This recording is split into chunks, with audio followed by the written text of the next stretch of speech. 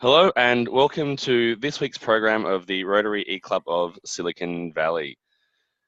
Each week we connect with and hear from fascinating inspirational speakers, often with a message focused on our interests in innovation, entrepreneurship and education. As a Rotary Club, we look for ways these programs might foster new approaches to improving communities near and far.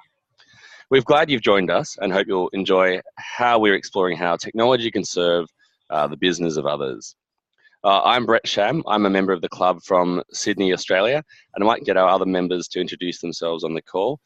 So Cecilia, would you like to introduce yourself? Yes, I'm Cecilia Babkirk, and I'm a San Francisco Bay Area member of the club.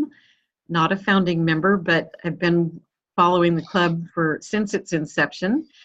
But I am the Rotary District 5170 Grants Chair, and as such, I've had the privilege to interview many Peace Scholar candidates.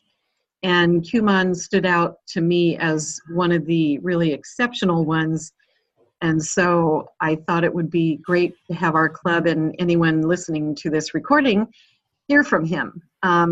When we interviewed him as a scholar candidate, he was doing peace work in southern Thailand, where many people know there have been conflict issues between the government and the people there.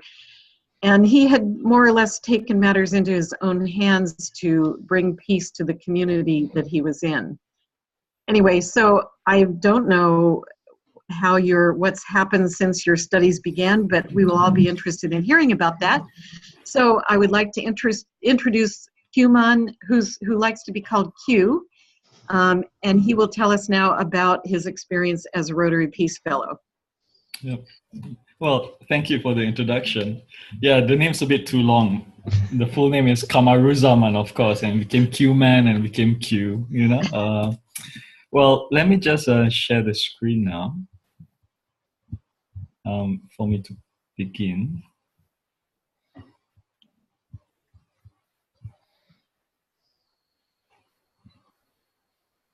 Okay. I always begin my presentation with like the why, you know. And as a physics geek, I know why we die. It's the second law of thermodynamics. So for me, I want to know why I live.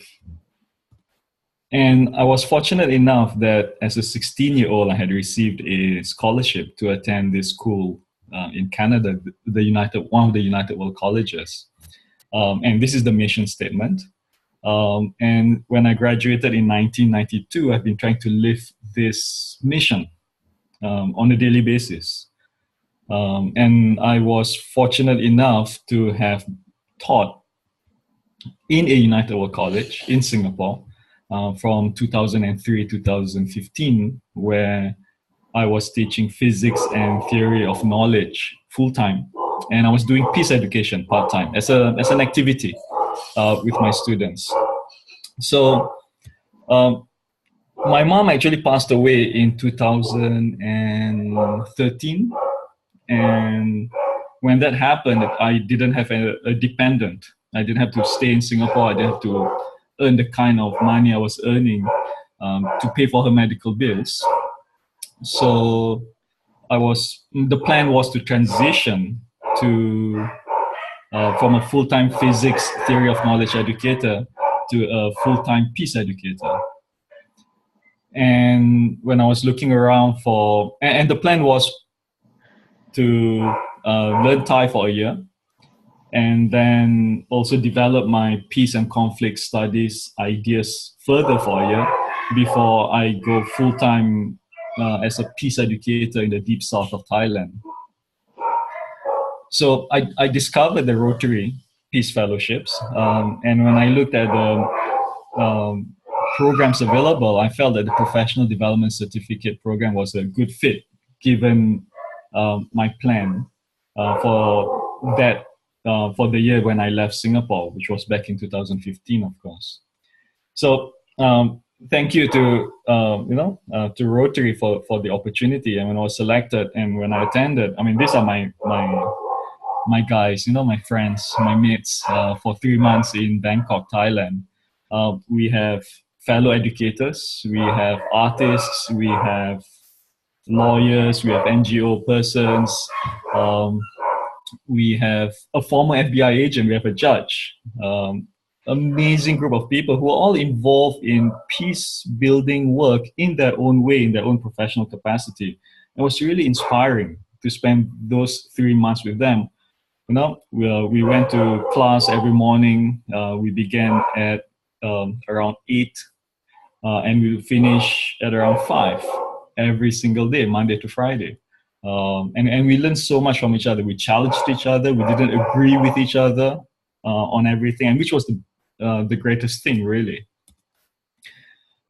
So in the 3 months, this is Eric Melanda. He is the director of the Uppsala Conflict Data Program. And we get amazing specialists coming in, you know, who shared with us their knowledge, their experiences in the peace building world. And as an educator, I was extremely impressed over the 3 months that we had lots of collaborative work, as you can see here, where, you know, we had a problem or an issue that we were looking at, and we learned with Eric Melanda. We were learning how to do conflict analysis, for example.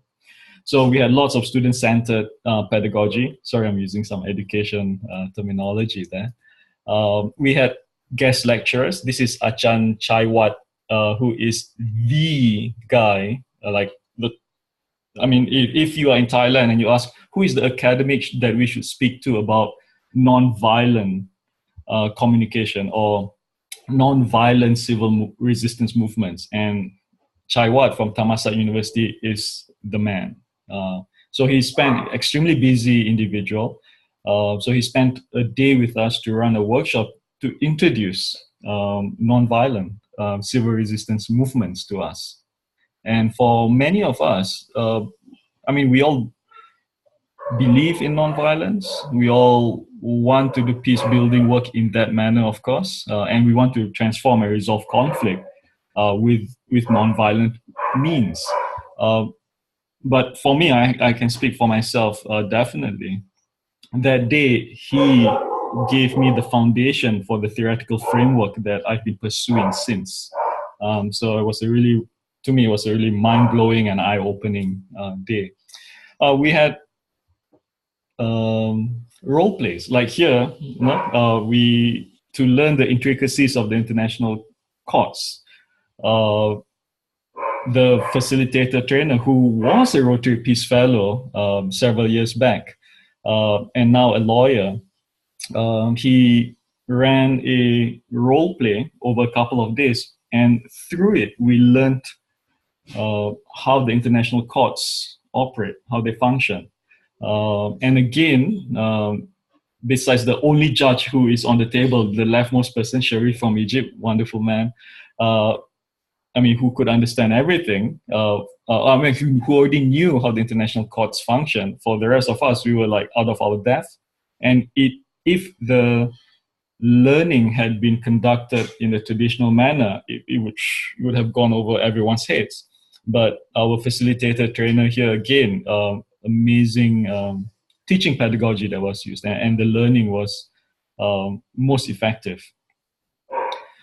We also had 2 field trips, one to Cambodia, that's the international field trip, for a week, and then another week to the deep south of Thailand.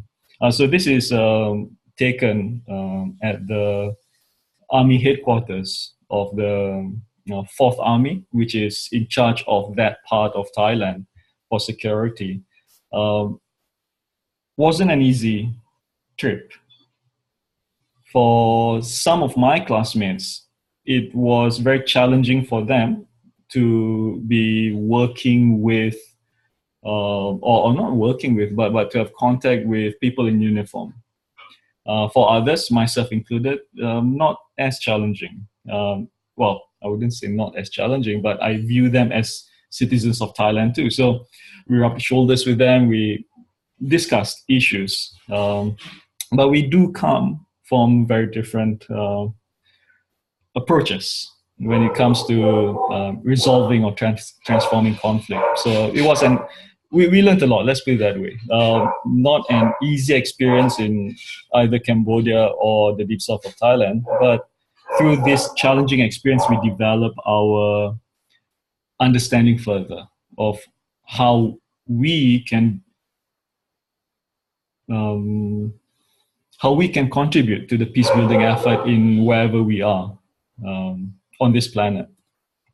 So that was the 3 months, and my question here would be, now what? What has happened since then, right? And what can happen? Well, with the rest of my classmates, when we are on this WhatsApp group, and we are still in touch very much. So this is an example, just a short, just a kind of like a screen capture of part of our conversation. And we are each other's cheerleaders, doing work in the peace and conflict world. On some days we wake up, well, I wake up on some days asking myself, why bother? It's tiring, why do we do these things to each other? So we are each other's cheerleaders. We continue supporting each other through WhatsApp, and some of us have actually been able to visit each other. And as you can see from the screen capture here, when any of us need something, we just kind of like pop a question, and the rest of us who can assist will assist. So it's become a network of individuals who are just working remotely. I mean, similar to the eClub of the Rotary eClubs, I guess, around the world. This is Anna Patel. She's the executive director, if I remember her title correctly. She's with the Outward Bound Peace Building. And this is something that we are very excited to hopefully collaborate sooner or later. We hope to do it sooner or later. The idea is that we bring the Outward Bound Peace Building philosophy to the Outward Bound schools in this part of the world. So that is the intention, sooner or later. So the idea here is because the Outward Bound schools in this part of the world are doing a brilliant job with psychomotor skill education, and to a certain extent, effective education. That third strand of education that many education systems kind of like neglect. But the idea is to bring, let's say, gender equality ideas into the Outward Bound, to bring conflict management, addressing conflict addressing skills to the students who are part of Outward Bound schools in this part of the world. This is Mark Mori. He is a former FBI agent, and he does work online this is his area of specialization. And when he shared this with me, I was extremely excited because when I begin my work with young people who are on the verge of radicalization, let's say, or to prevent radicalization, Mark Mori, I believe, has the skill set and to assist me for us to collaborate, so to speak, to address something that I have very little knowledge of. So again, that's where the networking through the Rotary Peace Fellowship experience, for me, has been really useful. So I look forward to working with Mark in the coming years, many years, really. And he's the older brother I've never had, actually. He became the older brother that I've never had. This is in An Long Veng, which is the final stronghold of the Khmer Rouge in Cambodia. And this was part of our field trip, the international field trip. And this is the An Long Veng Peace Center. And I've chatted with the director of this institute, if that's the correct word to use. And we are hoping to, again, collaborate. So in the coming year or two, the intention is, as I develop my peace education curriculum, is to work with him to develop this so that we can then bring the young people of Cambodia together here. Because the young people of An Long Veng, who are the descendants of the Khmer Rouge, are discriminated against. Other parts of Cambodia will look at an An Long Veng young person and go like, oh, you're Khmer Rouge blood. So, doesn't work very well for Cambodia in the long run if that were to continue. So the An Long Veng Peace Center is doing a very important work to bridge that divide, so to speak, between different youths from different communities within Cambodia. And I look forward to working with them.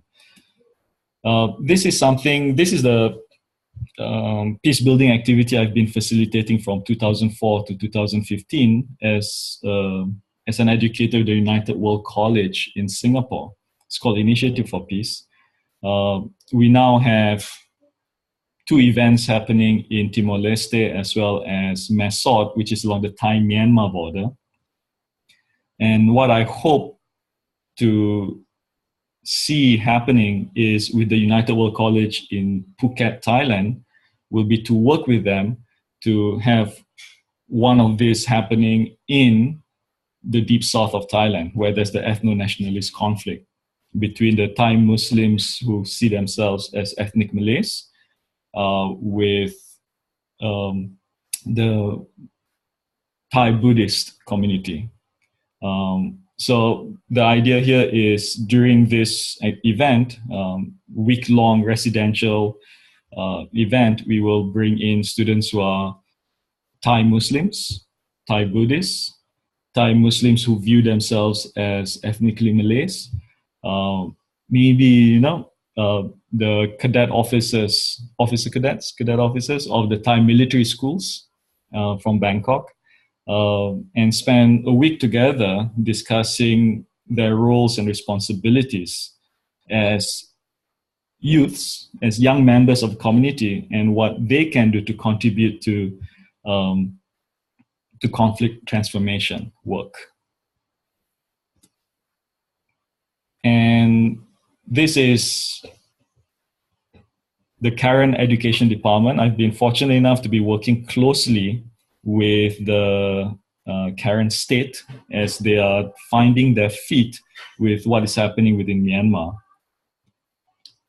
Right now, I'm actually doing my PhD with the Institute of Religion, Culture and Peace, Payap University in Chiang Mai. It was not part of the plan really, but I've been running pro bono workshops for the undergraduates there, and the professors of this particular institute saw what I was doing, called me in and persuaded me to be one of their PhD students.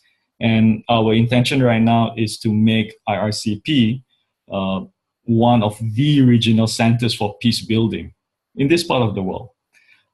And through the network of many individuals that I've met through the Rotary Peace Fellowship, I'm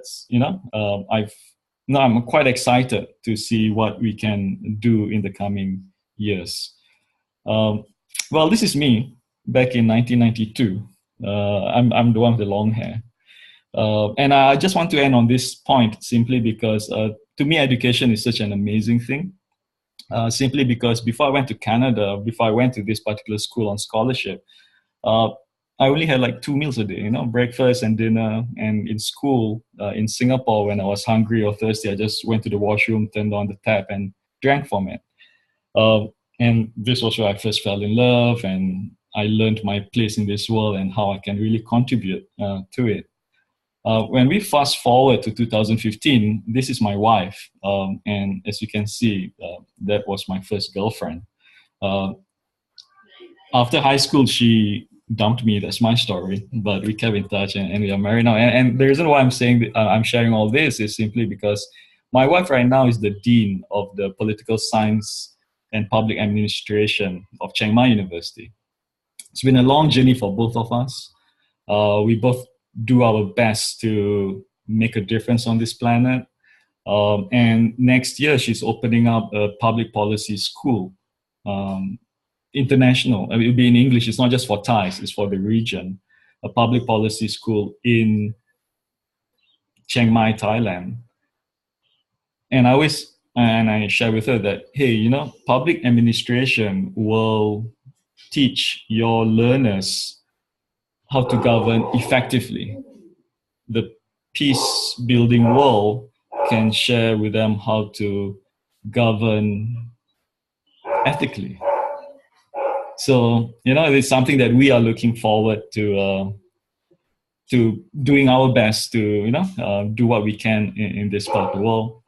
And this is a quote that I really love.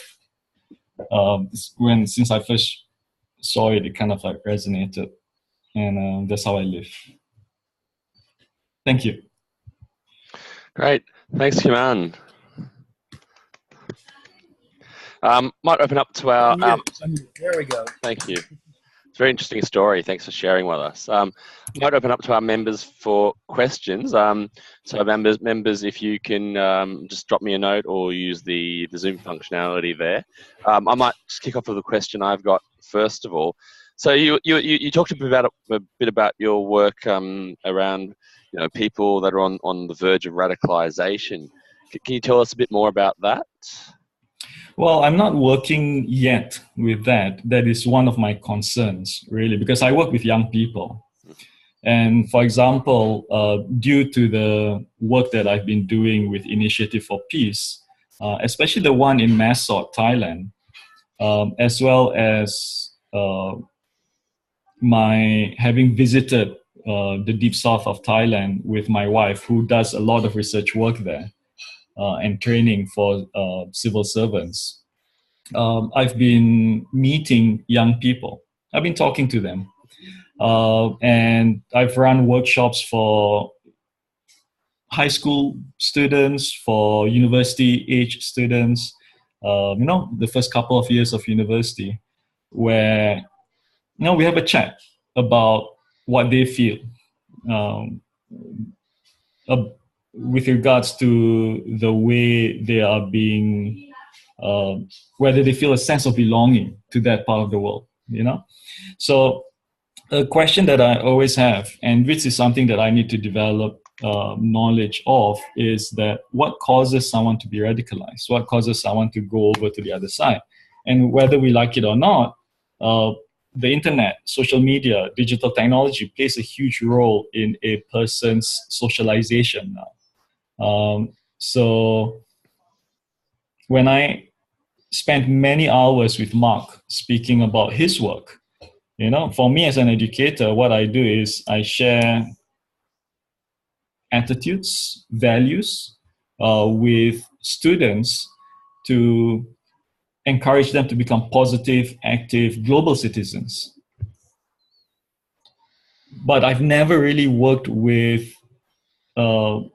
what the messaging out there, which may cause individuals to become radicalized. Mark is, and that's what I'm very interested in, because with the Facebook friends that I have now who come from the Deep South, these are young people I've been working with, and I see their timeline and I see what they are exposed to.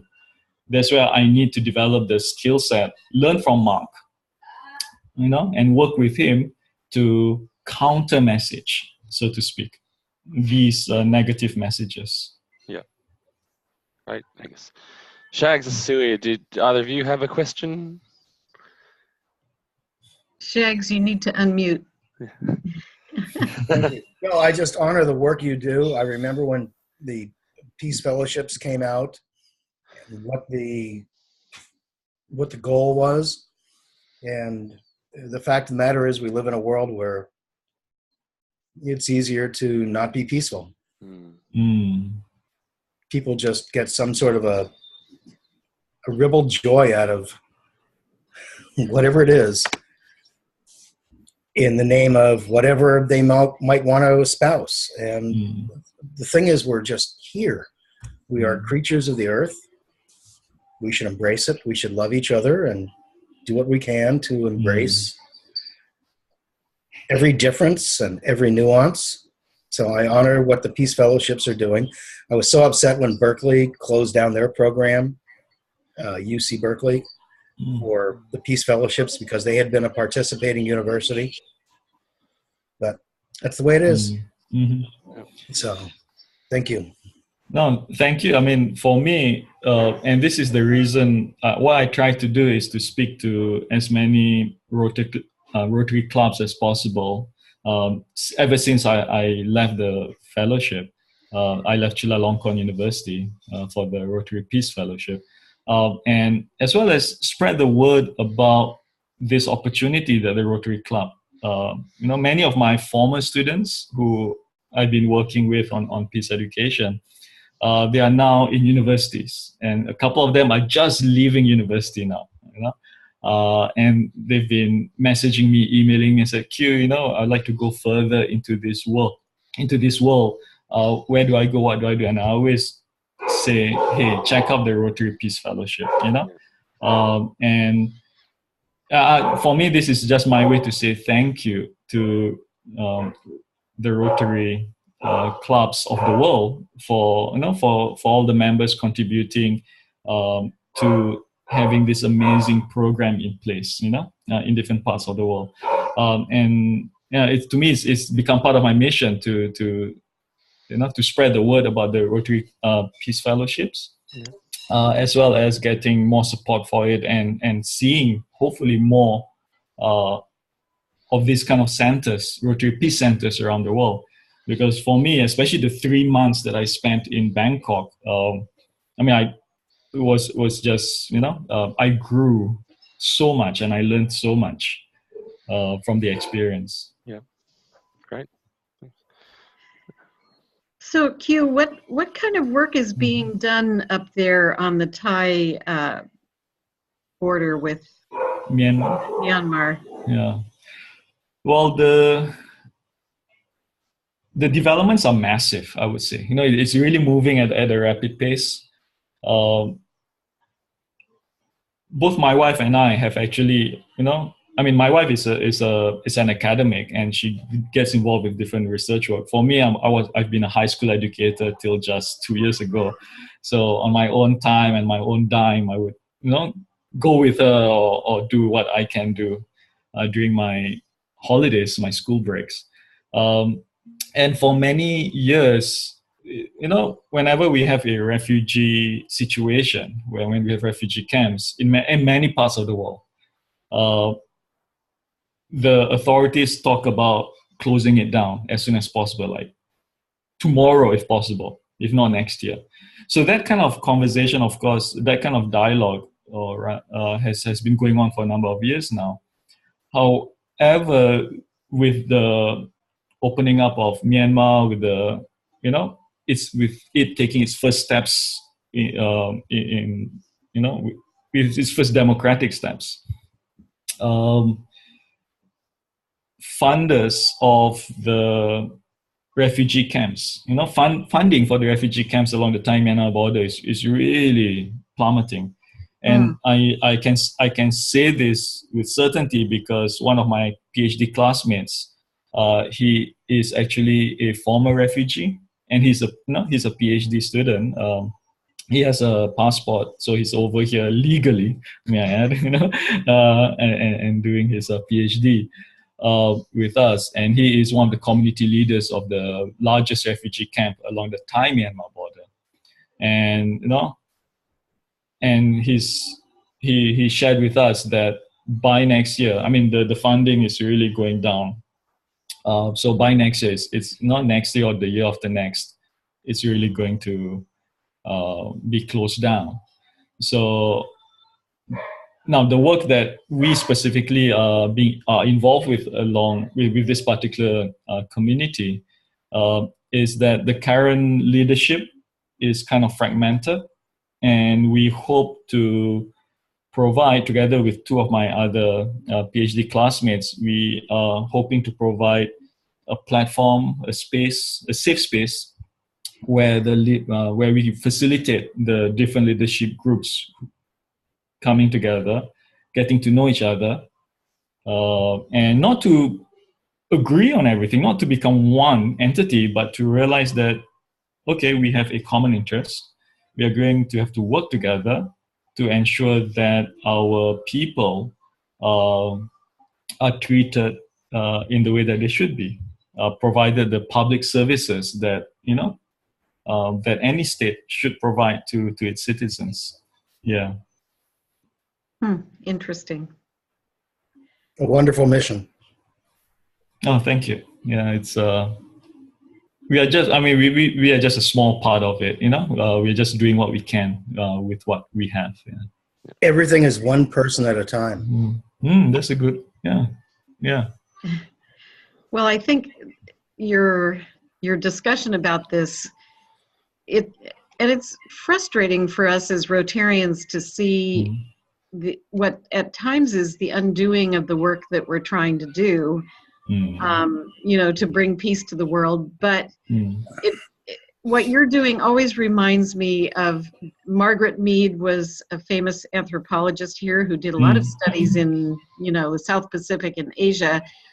And there's a famous quote from her, which is, never underestimate the ability of a small group of people, committed people, to make a difference in the world. And so when we are tempted to be frustrated and discouraged, we just have to keep in mind that the best thing is to keep plodding forward, because there really isn't any other alternative. Yeah. One of my gods in the world of peace building, John Paul Lederach, he's with the Kroc Institute, with the University of Notre Dame. Am I pronouncing that correctly? Notre Dame? Yes. And he wrote, there are two particular points which are relevant to our conversation here right now. One, he said, critical yeast. We need a small group, we need a group of people committed, and we do need to hit that critical mass, but we don't need that many. So Steve, I agree with you, when we say that, when you say that, it's one person at a time, I think that's a beautiful thought. And one thing that I learned from him, I haven't met him, I hope to meet him one of these days, but one thing that I learned from him through reading his books is, he said, if a violent conflict had been going on for 50 years, should we expect to be able to transform that conflict to a non-violent one within a year or two?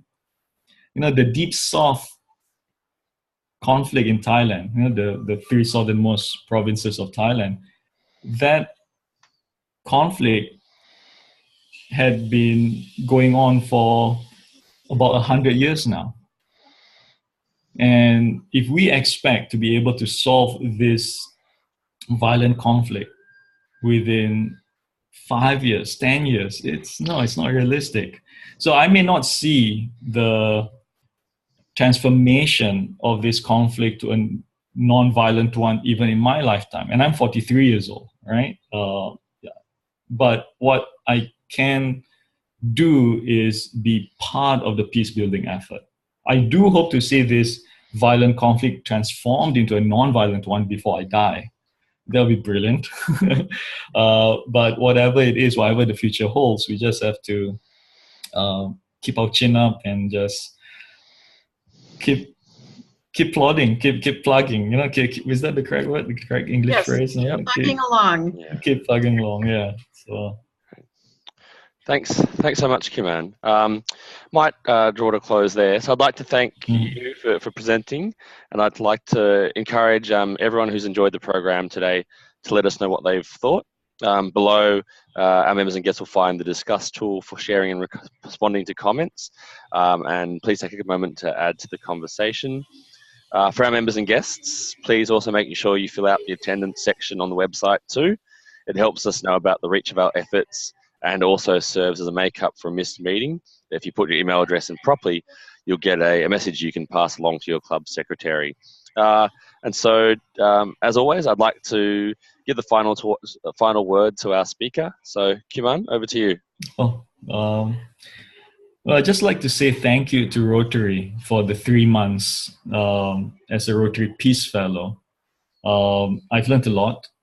It's really kick-started my transition from full-time physics educator and part-time peace educator to a full-time peace educator and part-time physics educator. Love physics, man. Can't leave that behind. So I just would like to thank, Rotary for this opportunity, and I hope that Rotary continues to support the various peace centers around the world, and I will do my bit too, what I can to spread the word about the work that Rotary is doing, especially with the peace centers and opportunities that you guys are providing. So thank you. Thank you. Thank you again for speaking, and thank you to our members and guests for joining us, and we'll see you next week.